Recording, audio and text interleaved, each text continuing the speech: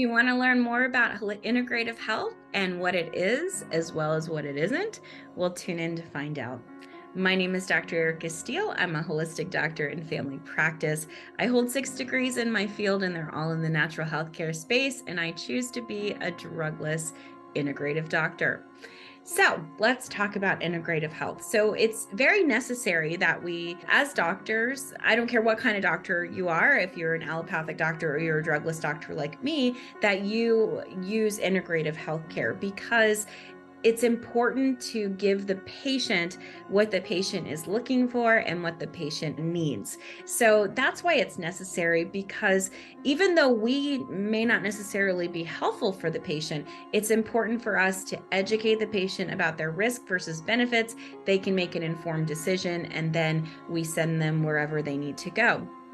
It's very unethical if providers discredit modalities that they're not trained in. And so I see this more so I see it in both worlds, and I see it in both communities, where an allopathic doctor will say, that doesn't work. Don't do that modality. That's dangerous. That's not proven, etc.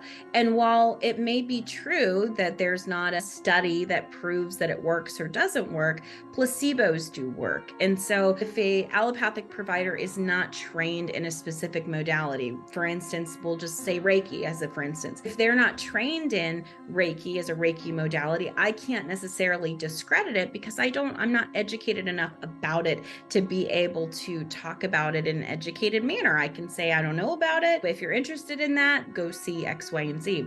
There's a lot of modalities that people will come to me and ask about, and I've been in practice for a long time, and there's not a whole lot that I'm not somewhat knowledgeable about or experienced in. So I'm grateful for that, to be able to have that broad knowledge. But even if I'm not, I will advise that patient and say, these are the benefits, these are the risks, and then check out this type of qualified provider to be able to help. And so my role is to just send people where they need to go. For instance, I'll have a patient come in and they say, like a patient with glaucoma, for instance, there's not too many things natural that can heal. It's just not, there's not enough data to be able, for me at least, to feel comfortable.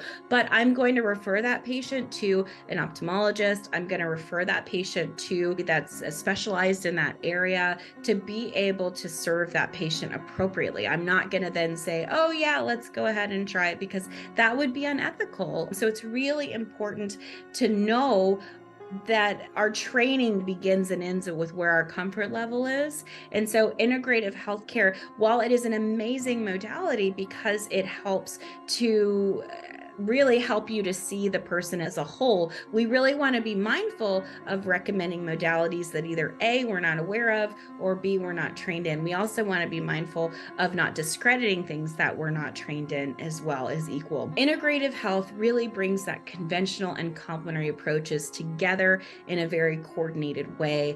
And so sometimes it can be a little challenging, because again, if you're not trained in certain things, how do you know how to coordinate them? And so I think it's really important that if you do hang your shingle out as an integrative healthcare provider, that you do train in various modalities, you also experience various modalities, so that you can educate your patient about what it is and what it isn't. So from a patient perspective, though, integrative healthcare really brings all of it together. You may have an integrative healthcare provider that's an MD or a DO, and they can either prescribe drugs or they do surgeries, but they can also provide mind-body services or nutritional services or supplement recommendations, etc.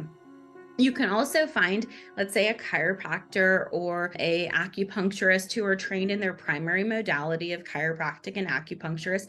And then they also have some other modalities that they're trained in, maybe functional medicine or Chinese herbs, or they may be trained in breath work or nutrition, etc. And so they offer more of a wellness-based approach. And then naturopathic doctors such as myself, who also have integrative healthcare training, even though I'm I'm not an allopathic doctor.